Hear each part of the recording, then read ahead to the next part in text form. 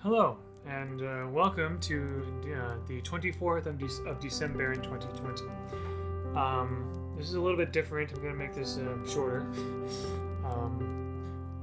Basically, I'm going to explain why I didn't have a video yesterday. So, when I began this whole Decem-Baron thing, I was hoping to not just have a video for each day of December or Decem-Baron 2020, but also I even had plans to stay ahead. You may have noticed in the past I recorded. I may have noticed I wore the same outfit a couple videos in a row because I recorded a few in the same day, several in the same day. But more recently, because of time and because of other obligations, I've only had much time to do one video per day, so I wasn't really ahead. And I did not get a chance to make a video yesterday. I wasn't even sure what I was going to do yesterday anyway. But let me share with you what I did yesterday instead.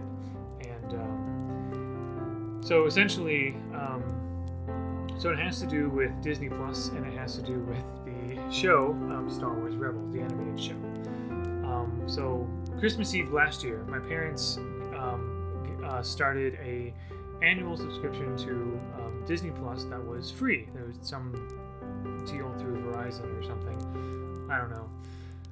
But so essentially, they of course shared it with me and my other siblings, and we had Disney Plus for free for a whole year.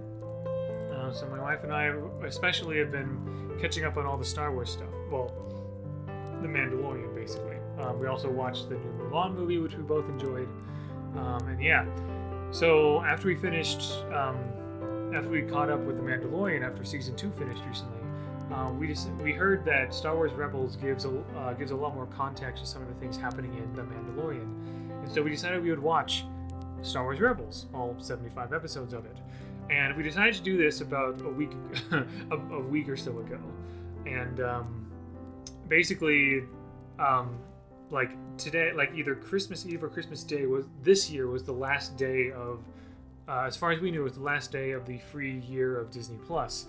So we didn't want to pay for Disney Plus if we didn't have to, although we probably will, especially when the Book of Boba Fett comes out or when there's new Mandalorian stuff or whatever. We love the new Star Wars stuff. Really, really cool. What Disney and Co. is doing with it. But anyway, basically, we wanted to. So we had a goal to start and finish Star Wars Rebels before we lost Disney Plus. Lost, I guess, before the annual subscription ended this Christmas Eve or Christmas. I'm guessing it was supposed to be sometime Christmas Eve, but you'll see. It probably lasted slightly longer than that. But yeah, and 75 episodes, 22 minutes each is a lot. We would watch a few episodes each day for about as when we could, but even with all that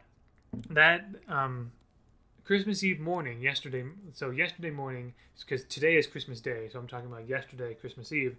Yesterday morning, Christmas Eve morning, we were about 2 or 3 episodes into season 2, and so Christmas Eve was the day we wanted to finish all of Star Wars Rebels. So we had effectively almost 3 whole seasons to watch. So starting at 8 o'clock in the morning, we began our marathon, our all-day-er instead of all-nighter. And yeah, except for some breaks to use the bathroom or take a shower at 10 in the morning or go eat lunch or whatever, we stayed at home all day long watching one episode of Star Wars Rebels after another.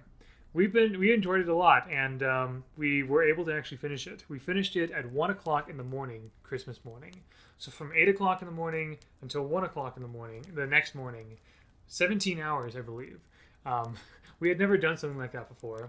We probably won't do something like that again for a while, but it was fun. It was fun to do. And there were 3 main things that three main reasons I'm excited that I learned more about and got more context of from Star Wars Rebels. Star Wars Rebels is a fun show. I like it. I enjoyed it. I know some people might have their criticisms and stuff, but it was it's a very fun show, and it showed a lot of had a lot of really cool ideas and plots and characters. And I certainly did grow attached to the characters, as did my wife. But yeah, so three things. First of all, I knew that Ahsoka Tano was introduced in Star Wars Rebels, as well as I think the Clone Wars maybe. And Ahsoka Tano appeared in The Mandalorian. And so I knew that Ahsoka Tano would be in there, but I did not know Bo-Katan would be in Star Wars Rebels. So that was cool to see her because she appears in The Mandalorian, and I recognized her animated version in Star Wars Rebels. So that was cool to see. Second of all, Mandalorian culture in general. I always knew that people liked Mandalorians or whatever. I know people have designed their own Mandalorian armor and stuff like that, but I never really got it until I watched The Mandalorian. And I never really got it until I watched Star Wars Rebels. And there's a lot of Mandalorian culture that's brought up in their different varying plot lines.